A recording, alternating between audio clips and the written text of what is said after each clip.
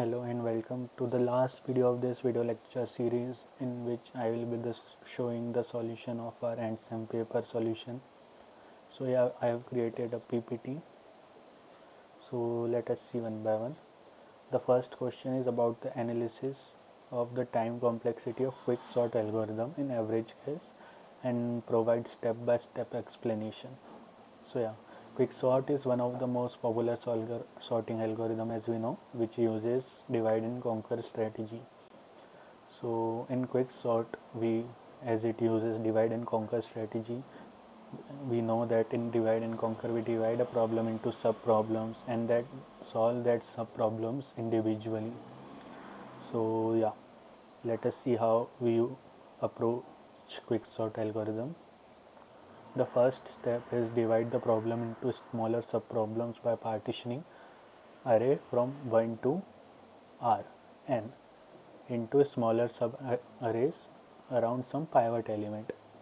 To do this, we use a partitioning method inside the quicksort function, which returns the pivot index, that is p of index.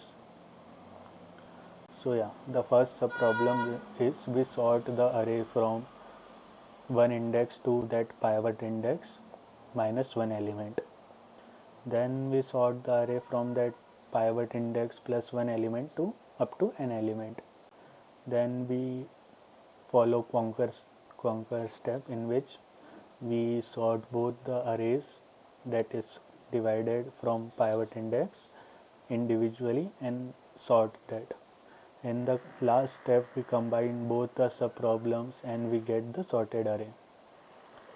So yeah, the average case time complexity analysis of the quicksort. When we select pivot randomly during the partitioning process, partitioning is highly unlikely to happen in the same way at every level. That is, some of the splits will be close to the balanced scenario and some will be close to an unbalanced scenario. In such a practical scenario, an average case analysis of quicksort will give us better picture. So yeah, in average case, the partitioning process will generate a combination of good, that is balanced partition, as well as bad splits, that is unbalanced partition, where good and bad will be distributed randomly in the recursion tree. So that's all about first question. Moving on to the second question, which is critically evaluate Stresson's matrix multiplication and compare time complexity with the traditional matrix multiplication. So as we know, in Stresson's matrix multiplication follow divide and conquer approach to solve matrix multiplication problem. In the usual matrix multiplication problem, we divide each row with each column to achieve the product of the resultant matrix. So yeah, the time complexity of the usual method is of order n cube, whereas in Stresson's matrix multiplication, the time complexity reduces to n power log 7.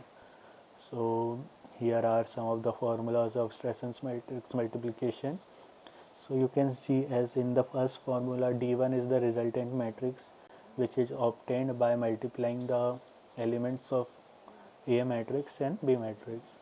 So A11 refers to the element of matrix A of row 1 and column 1, and similarly A22 is element of matrix A of row 2 and column 2 multiplied with B11, which is element of matrix P of row 1 and column 1, and B22, which is element of matrix B of row 2 and column 2.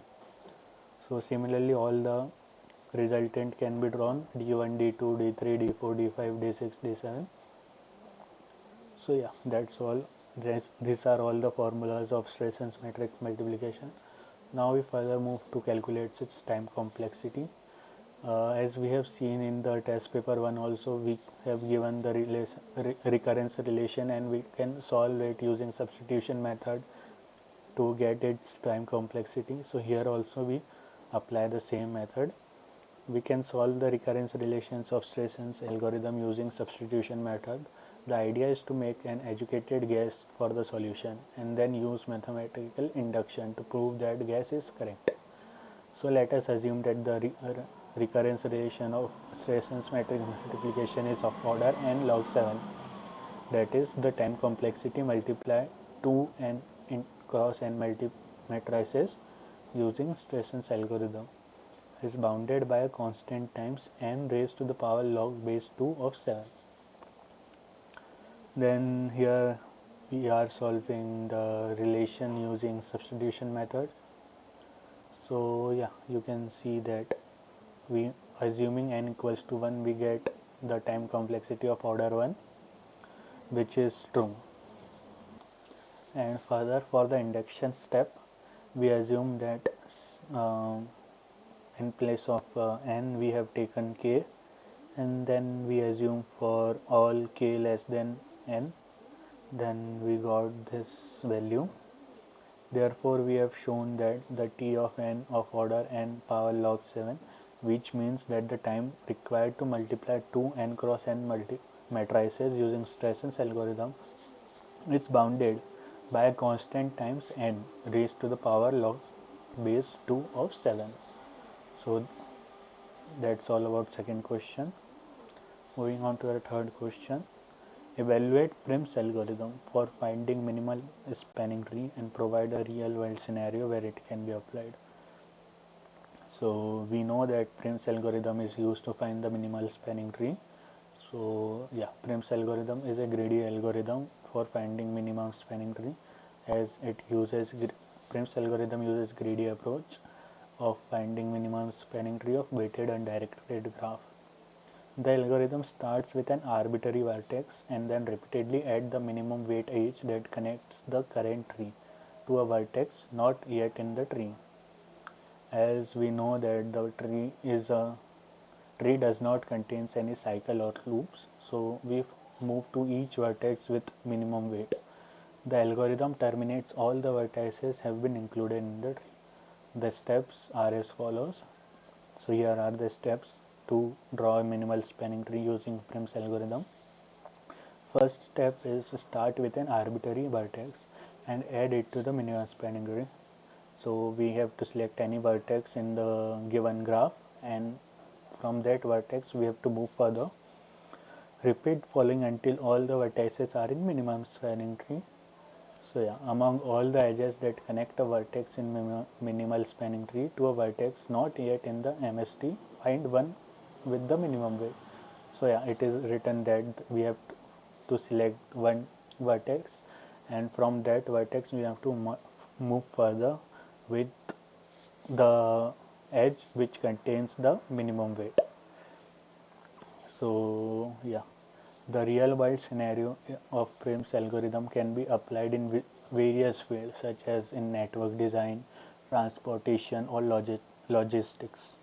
For example, you can see here, consider a scenario where a company needs to build a network of roads to connect multiple factories and warehouses in different locations. The cost of building each road varies depending on the distance and terrain between the location, that is the distance between the two factories. So yeah, we all want that the company wants to minimize the total cost of the building the roads while ensuring that all the factories and warehouses are connected. So yeah, in this scenario the locations can be represented as vertices in a graph, and the cost of building can be represented as the weight of the edge connecting the vertices. The application of Prim's algorithm can help the company to find the minimum cost for building the roads while ensuring that the all locations are connected. So yeah, the MST obtained from the algorithm would provide the optimal solutions to the company's problem. Yeah, that's all about third question, part A. The next part of this third question is analyze Hamiltonian cycles and provide an example of how they can be used in real life application. So yeah, a Hamiltonian cycle in a graph is that path that visits each vertex exactly once and returns to the starting vertex. So yeah, in Hamiltonian cycle of in a graph is a cycle which contains each vertex of a graph, and we return to that starting vertex traveling all the vertices in the graph. So yeah, a graph that contains a Hamiltonian cycle is called Hamiltonian graph. Finding Hamiltonian cycle in a graph is well known NP-complete problem. NP-complete problem is another problem which we'll see in further question, which means that it is believed to be computationally difficult to solve large problems. So yeah, it's real life application. One of the One example of real life application of Hamiltonian cycle is in the field of transportation and logistics, same as that Prim's algorithm MST. Consider a delivery company that needs to deliver packages to a set of customers in a city. The company wants to minimize the total distance traveled by its vehicles while ensuring that each customer visited exactly once. This problem is also known as traveling cells problem. By finding the Hamiltonian cycle that visits each customer exactly once and has the minimum total distance, the delivery company can optimize the delivery routes and minimize the traveling time and fuel cost of its vehicle. The TSP has many other live applications, real life applications such as circuit board manufacturing or DNA sequencing and scheduling problem. Moving on to the next question, that is question 4. Apply analytical perspectives to develop a greedy algorithm for sequencing unit time jobs with deadlines and profits. Discuss the pros and limitations. So yeah, the problem of sequencing unit time jobs with deadlines and profits is a classical scheduling problem in which a set of jobs with different processing times, deadlines and profits needs to be scheduled on a single machine. Each job needs to be processed within its deadline. So yeah, each job needs to be completes its execution within the deadline given to that particular job, and the objective is to maximize the total number of profit of the jobs that are completed on the time. So yeah, the more the jobs will be completed, the more the profit we will get. So this problem can be solved using the greedy approach that sorts the jobs in non-increasing order of their profit to deadline ratios and schedules them in that order. So yeah, the steps of the greedy algorithm are as follows. Compute the profit to deadline ratio, that is profit by deadline.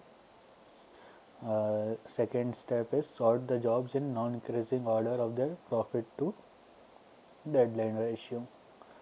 Third step is schedule the jobs in that order starting from the earliest available time slot. If a job cannot be completed within the deadline, skip it. So yeah, we have to select the job with the earliest available time slot, and the priority will be given to the job with the maximum profit. So yeah, its pros or advantages are greedy algorithm are simple and easy to implement, making them efficient for solving a small to medium sized problem. The greedy algorithm for sequencing unit time jobs with deadlines and profits has time complexity of order n log n for sorting jobs, which is efficient. The algorithm can provide an optimal solution for the problem which the jobs have common deadlines. Whereas its limitations or disadvantages are the greedy algorithm does not provide an optimal solution when the jobs have different deadlines. In some cases, the algorithm may not be able to complete all the jobs within their deadline, resulting in suboptimal solution. The algorithm does not consider the processing time of the jobs, which can lead to inefficient use of the machine. The algorithm assumes that each job can be completed within a unit time, which may not be realistic in some real life scenarios. So moving on to the next question. Derive the complexity of iterative and recursive version of Fibonacci series function to compare their efficiency in each case. So as we know, the Fibonacci sequence is a sequence in which we get the resultant of the sum of the preceding two numbers. So here also it is written that only the Fibonacci sequence is a series of numbers in which each number is the sum of two preceding ones. That is, we start from 0 and 1. So we get the 0, 1, 1, then 1 plus 1, 2, then 2 plus 1, 3, and so on up to the number which we want to get the sequence. The recursive and iterative version of Fibonacci function is two common approaches for generating the nth Fibonacci number. In the recursive version of the Fibonacci function generates nth Fibonacci number by recursively calling itself in the previous two numbers in the sequence. So as we know that recursive version is a version in which the function calls itself again and again until the resultant is obtained. So yeah, the time complexity of this algorithm can be analyzed using Master theorem. As we have seen that the substitution method, so there are two approaches to solve the relation. One is substitution method and another is Master theorem. So here it is, its recurrence relation is this t bracket n minus 1 plus t n minus 2 plus order of 1, where tn is the time complexity, as we all know, of the function for an input size of n. The base case of the recursion is when n is either 0 or 1 and the function returns 0 or 1 respectively. The recursion tree of Fibonacci function has binary tree structure, and each level of the tree has two recursive calls. Therefore, the total number of nodes in a tree is 2 power n, and the time complexity of the function can be expressed as order of 2 power n. So we have seen the recursive version. The next is iterative version. Iterative version of the Fibonacci function generates the nth Fibonacci number by iterating over the sequence and storing the previous two number. So yeah, iterating is a version in which we can consider it as a loop that run again and again. So the time complexity is order of n. So the iterative version of Fibonacci function is more efficient than the recursive function of large values of n, because we have seen that it has lower complexity. In conclusion, the iterative version of the Fibonacci function is more efficient than the recursive version of large values of n because it has lower time complexity. The recursive function has an exponential time complexity, which makes it inefficient for large values of n. Therefore, it is important to consider the time complexity of an algorithm when choosing the appropriate approach for a given problem. So that's all about that question. Moving on to the next question. Explain chain matrix multiplication with a suitable example. So we all know that chain matrix multiplication is a problem in which the sequence of matrices needed to be multiplied to obtain the final matrix product.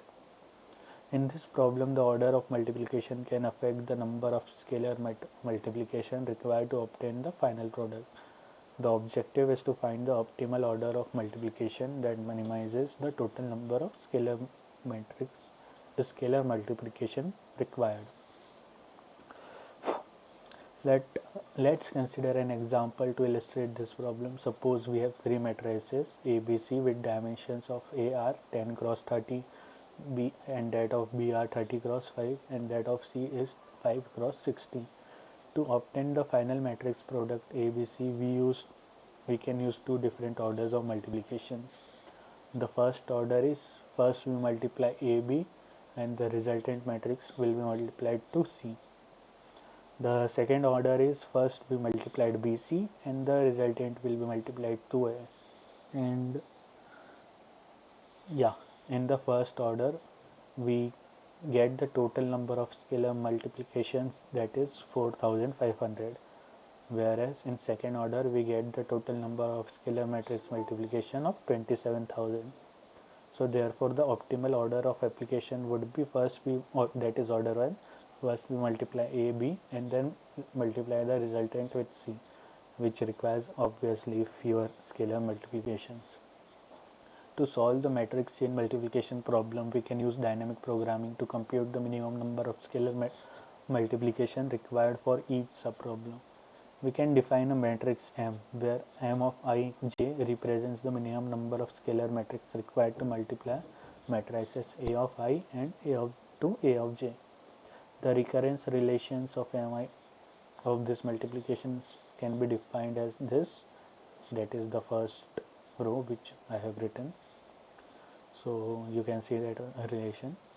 By computing the minimum number of scalar multiplication for each subproblem using dynamic programming, we can obtain the optimal order of multiplication and the minimum number of scalar multiplications required to obtain the final matrix product. So yeah, that's all about this question. Moving to the next question. Use critical lens to describe traveling salesman problem using dynamic programming and discuss its potential benefits, limitations in solving optimization problem. So yeah, we have seen the traveling salesman problem in the previous question also, in which a salesman travel to each city such that its cost will be of minimum and he can travel to the each city with minimum distance required. So dynamic programming is a technique that involves breaking down into smaller subproblems and solving each subproblems only once and storing the solutions of that subproblems in a table for later use or future use. So one potential benefit of dynamic programming is to solve traveling salesman problem is that it can lead the optimal solution in some cases. It can be used in real life application also, where the cities may be subjected to change and additional constraints such as time, windows or capacity constraints. That's about that question. The last question is about analyze and compare the class P, NP, NP hard and NP complete problems. Discuss their significance in computer science and their potential real world application. Sorry. In computer science, the complexity of computational problems is classified into several classes based on their difficulty and the resources required to solve them. The most common classes are P, NP, NP hard and NP complete. So yeah, the first class is P class, which refers to polynomial class. The problems in this class can be solved in polynomial time, which means that the time required to solve them is proportional to a polynomial function of input size. These problems are considered efficient and can be solved in a reasonable amount of time or large inputs. Example P problems include sorting and searching algorithm. Then the next is NP, which refers to non-deterministic polynomial time. The problem in this class can be verified in a polynomial time, but there is no known algorithm that can solve them in a polynomial time. These problems are considered to be difficult and may require exponential time to solve. Examples of NP problems include the traveling salesman problem and the knapsack problem. The third is NP hard, which is non-deterministic polynomial hard. These are the problems that are at the least as difficult as hardest problem in NP. This means that if an NP hard problem can be solved in polynomial time, then all problems in NP can be solved in polynomial time as well. Example of NP hard problems include Boolean satisfiability problem and the graph coloring problem. So the last is NP complete. These are the problems that are both in NP and NP hard. This means that they are difficult to solve and may require exponential time, but they can be verified in polynomial time. Examples of NP complete problems include the traveling salesman problem and the knapsack problem. So yeah, that's all about this question, and I have solved the end-sem paper. I have shown the end-sem paper solution. So yeah, that's all from my side, and thank you.